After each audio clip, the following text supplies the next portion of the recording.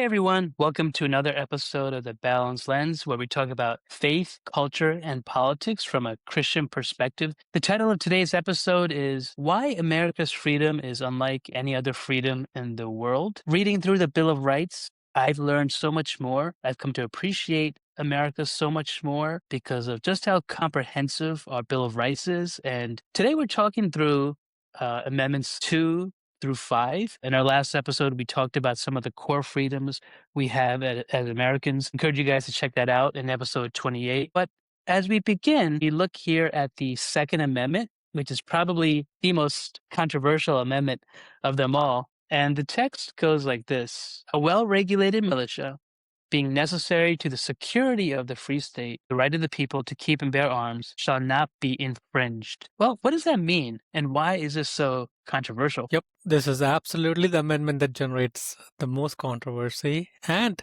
is the most misunderstood. So in 2008, in the District of Columbia versus Heller, the Supreme Court held that for the first time, the Second Amendment protects an individual's right to possess a firearm, particularly for self-defense in the home. In 2010, in McDonald versus City of Chicago, that right was extended against state governments as well. So globally, this individualized constitutional right to bear arms is very, very rare, right? If you did do a survey of constitutions dating back to like 1789, that there's only like 15 constitutions or so in 9 countries that ever included an explicit right to bear arms.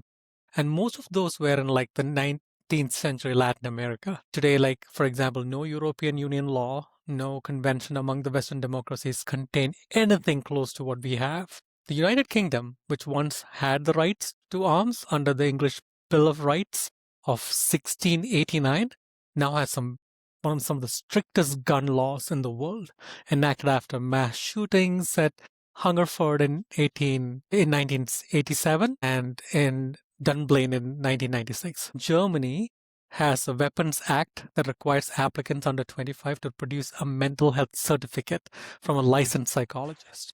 Canada froze all handgun sales and transfers in October 2022, so it is very recent, and banned roughly 1,500 assault-style weapons in 2020. In China, right around the world, like private firearm ownership is effectively prohibited.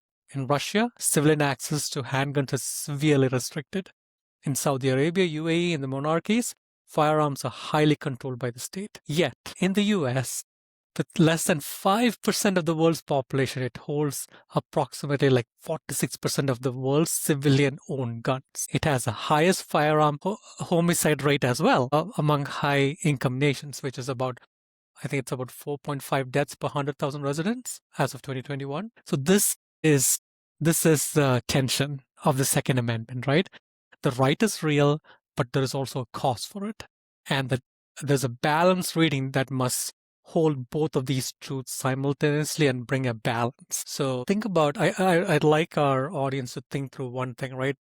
Very recently, we've had like a very popular uprising in Iran that was late December of last year into early January this year. Think about the 40,000 people or so that were slaughtered because they demonstrated against the government. One of the biggest feedbacks that we have heard from political commentators around the world is that what can a helpless population do when a government is determined to stay in power and willing to suppress the people in any way possible, which is exactly what happened. So at that time, the sentiment was very popular that if only the people had arms, they had a chance to demonstrate effectively against the Iranian government, and we would not be in the situation we are in today if the people had those rights.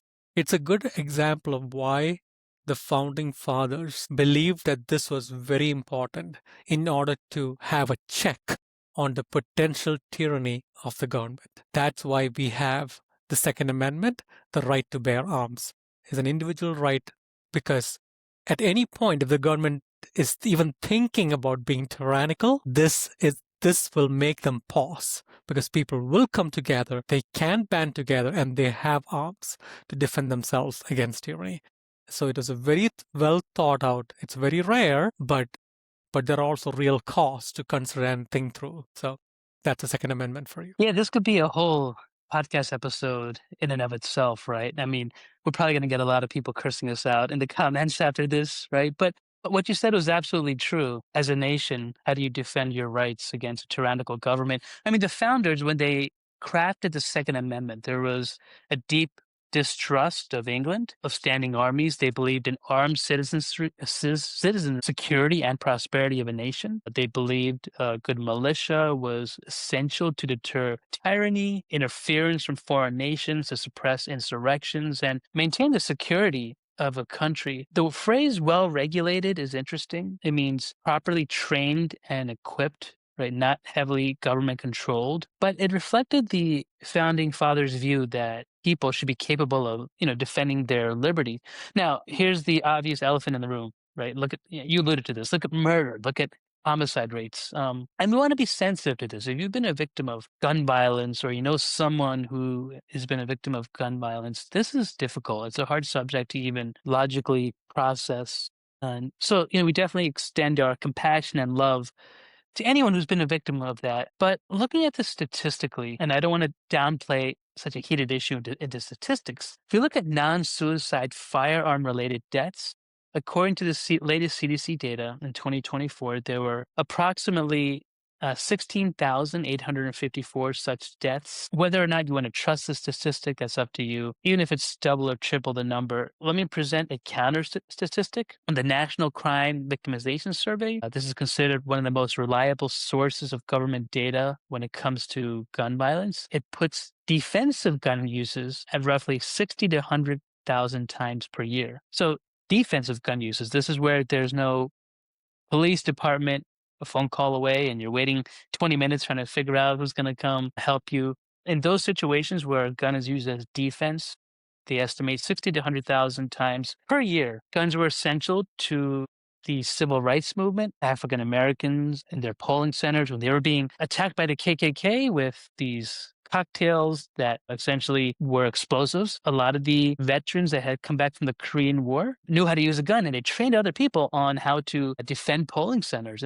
Unfortunately and sadly, guns have been a history of America that have enabled us to progress in freedom. But sadly, the double-edged sword is we see so many deaths every year from gun violence, which is horrible. Again, the most controversial amendment is encoded into our Constitution that we do have the right to bear arms. Moving on, the Third Amendment states this: no soldier shall in time of peace be quartered in any house without the consent of the owner, nor in time of war, but in a manner to be prescribed by law. What does this mean? Is this applicable anymore? Yeah, so the Third Amendment prohibits government from forcing citizens to house soldiers in their homes during peacetime without consent and during wartime without an applicable law, right? So if you look at litigation in modern America, this rarely appears, but its origins are actually deeply personal to the founding fathers because British soldiers were quartered in colonial homes under the Quartering Acts of 1765 and 1774. So for the founding fathers, this was not just a minor inconvenience. It was a state physically occupying private life. The home was considered to be sacred. So the Third Amendment is at its heart drawing a boundary between civil and military power so that the army serves the nation and never the other way around, right? So if you compare this to China, the state has no meaningful equivalent protection, right? During the COVID-19, let's take the pandemic as an example.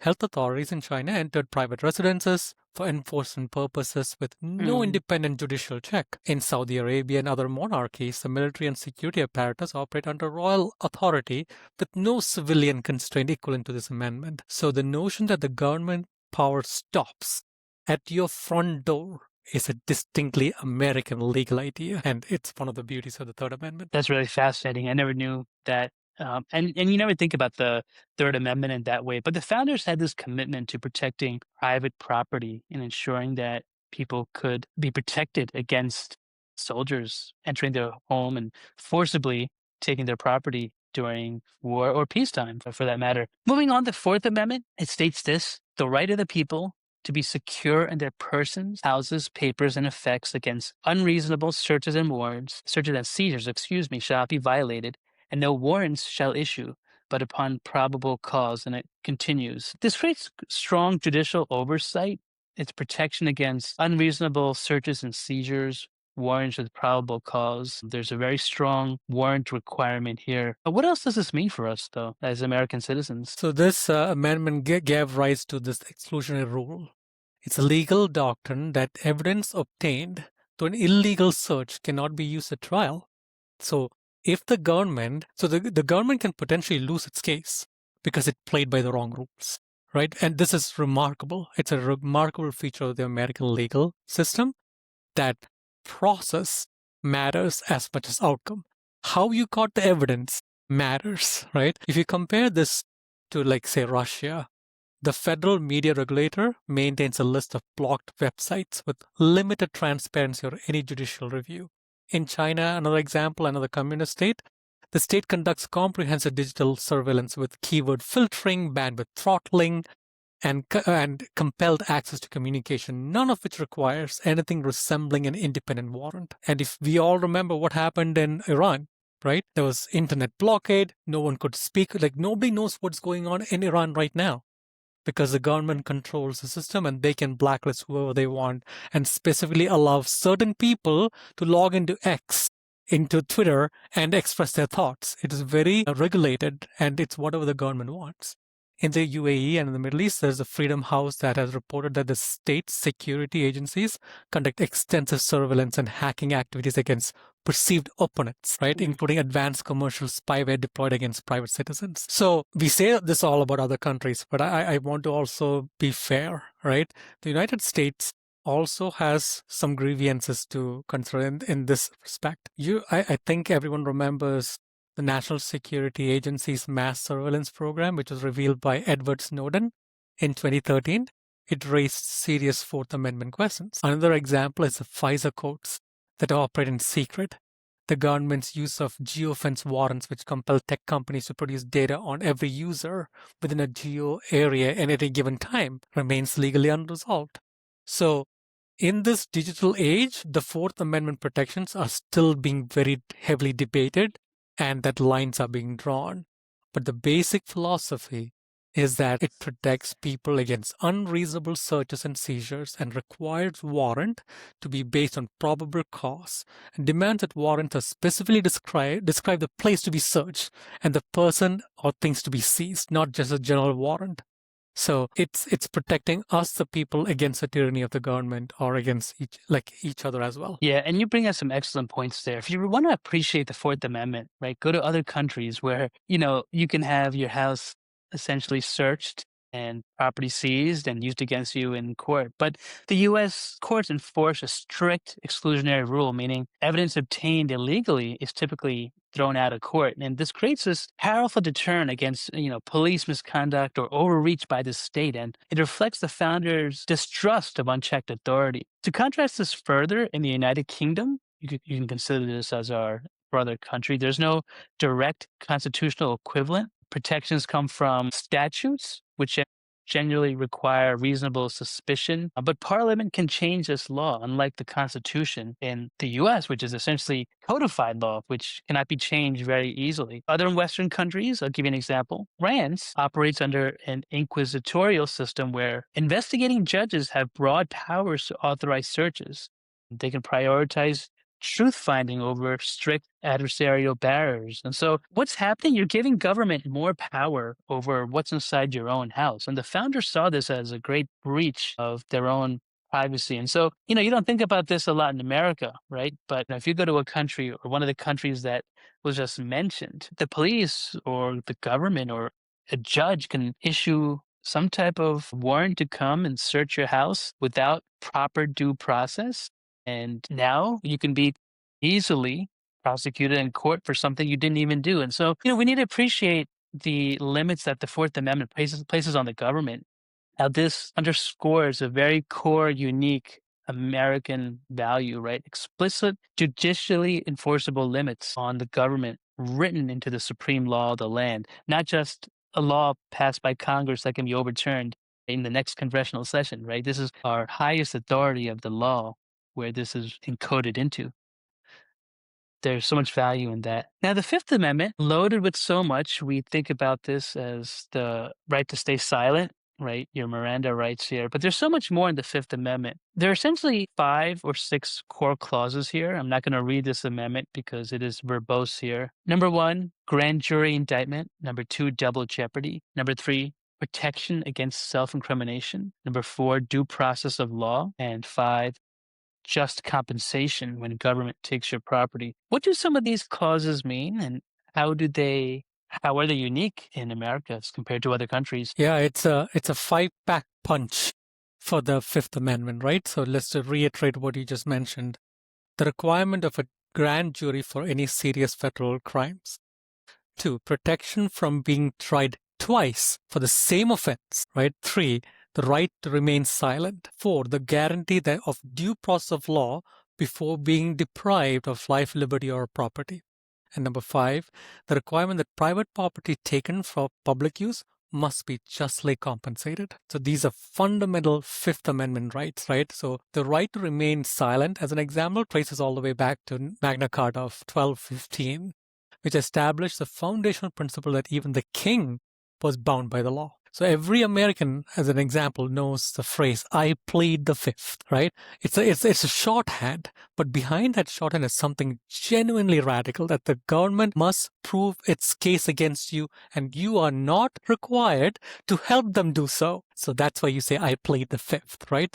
So you're not self-incriminating. Saudi Arabia. So let's take a stark example, right? So of Saudi Arabia, Human Rights Watch has documented that Saudi Arabia the authorities have held over 2,300 people for more than 6 months under investigation without referring them to a judge, which is in direct violation of their own law. So the Saudi law of criminal procedure limits detention without charge to 5 days, renewable for six months, but in practice, it's routinely ignored. The mass arrest of 381 people at the Ritz-Carlton, if you remember, in 2017 on corruption allegations took place outside any recognizable legal framework, with detainees compelled to trade financial assets for their freedom.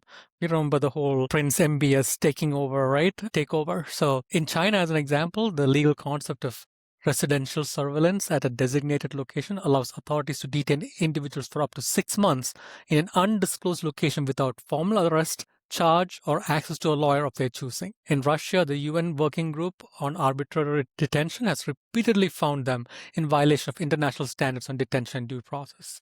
So the due process, right, this concept of due process, that the idea where government must follow fair procedures before depriving any individual of their freedoms, is not just a simple technicality. It's an architecture fundamental built into our justice system. Without it, the state's power over individuals like us it'll be effectively unlimited, and they can do whatever they want. And so this is the beauty of the Fifth Amendment. The only another postscript comment that I'll make here is that the United States is special not just because it has these fundamental laws built and codified into our Constitution, but it procedurally actually executes on that law. It's got a system of works where you cannot navigate. The corruption is very minimal. You cannot navigate your way out of it. So we have a very strong system of governance and execution and checks and balances that makes it extremely difficult for any individual, no matter how much wealthy you are, to sidestep any of the rules and laws of the land. This is what makes the US special. Things that's written in the Constitution, in our laws, and the apparatus and the system to execute on it, and to ensure that due process is given to people and everybody abides by the law. Yeah, what's fascinating, right? Even terrorists get due process, like where it's obvious, like, 9/11, we're approaching 25 years now, a horrible day in American history. I remember watching this on TV, but those hijackers got due process in a court. You didn't just throw them in a jail. And it wasn't like a 2-week trial like this. They had a court trial. It was a fair trial. There was a notice, there was a hearing, it was substantive, there was a protection of fundamental rights. And so due process is built into our American judicial system. What's also interesting is this concept of a grand jury. I want to circle back here again in the Fifth Amendment, but for certain federal crimes, a person cannot be tried unless a grand jury first reviews the evidence and issues an indictment. I'll be honest with you, I had to look up grand jury because I didn't know what it was. I'm going to embarrass myself on this podcast, but I bet a lot of people don't.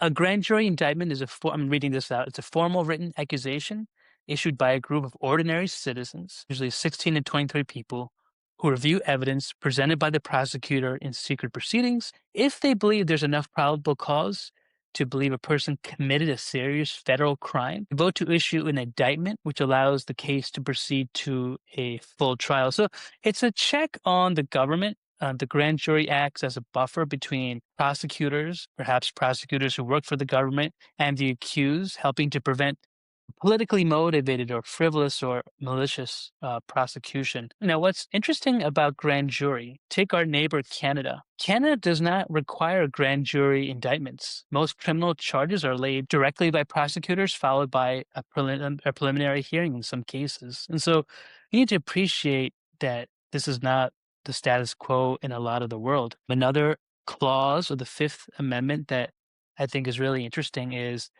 the just compensation clause, which says that the government, if it takes property for public use, which is eminent domain, it must pay the owner just compensation or a fair market value price. This prevents the government from essentially just seizing your land without paying for it. Now, in other countries, for example, Canada, again, when it comes to taking property or eminent domain, it has no constitutional right to just compensate for what the government essentially takes from you. Similar to the US, property rights are much more weaker and largely governed by statutes which can be changed from session to session. And so overall, the US Fifth Amendment is much more explicit, it's entrenched, it's difficult for a government to override, and it's another example of how our supreme law of the land puts hard limits on government's power. And so some of the beauty of our freedom is, baked into these first few amendments, which if you're an American citizen, you probably don't even realize because you've never encountered maybe like an illegal search of your house or a government seizing your backyard for something. But these are freedoms baked into our Constitution that we should appreciate much more. Any closing thoughts? It's just wonderful how remember we talked about how our Bill of Rights is special in that they're not saying here are the right of the people. They're inverting it. They're saying here's what the government cannot do. The rights of the people are assumed. It's built in, and it goes back to the Declaration, which talks about how we are endowed by our Creator with certain unalienable rights. That is the fundamental concept upon which everything is built, right? And that's why there is beauty in some of these things. And I agree. I think it's easy as we are involved in the political back and forth, which we want every citizen to be involved in it. It doesn't matter if you watch just CNN or if you just watch Fox, it doesn't matter. It's good that you're involved. It's even better if you're involved and can get unbiased perspectives and a balanced perspective all across. But it's very important to realize that the rights that we have, the news sources that we have, the ability for us to just do some of the simple things day to day, the vast majority of the population of this world are not afforded those rights. They have fought, trying, and bled to death, right? Some of the largest countries in the world, right? We mentioned about China. It's 1.5 billion people, just China, right? So, I'd love our listeners to just start appreciating more about some of the fundamentals that this country offers. Not that we will not critique it. We will absolutely critique it. We will absolutely hold everybody accountable for their actions and words, but understand that don't take things for granted, right? Everything that we have here should be held sacred and appreciated with gratitude. Yeah, and you contrast our freedoms with countries like Saudi Arabia or Iran or China. There's obviously stark differences. But what's interesting, you contrast this with other G7 countries, the UK, France, and Canada. There's still stark differences, right? You don't realize that. We've alluded to this before, but look at free speech laws in Europe or other countries. They are much different. And so you should appreciate, if you're listening to this episode and you're listening from America, you should appreciate the vast amount of freedom that's been built into our Constitution. And so, again, encourage you guys to drop a comment in our episode here. Let us know what you think. Maybe you have an experience about how some of these freedoms have been abused and you're in another country and you can share some insight on what we've talked about. But we encourage you to tune again to another episode of The Balanced Lens where we talk about faith, culture, and politics from a Christian perspective. Thanks, everyone.